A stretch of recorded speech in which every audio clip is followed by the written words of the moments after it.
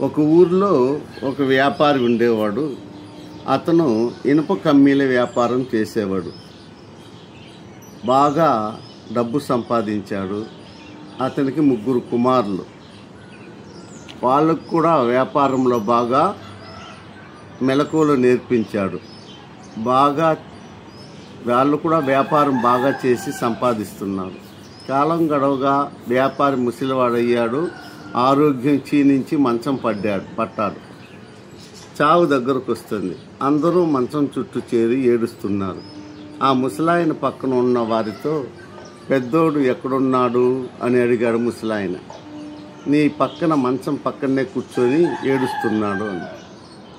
నడిపోడు ఎక్కడున్నాడు అన్నాడు. వాడు కూడా నీ పక్కనే కూర్చొని ఏడుస్తున్నాడు. 3వ వాడు ఎక్కడున్నారు అన్నాడు.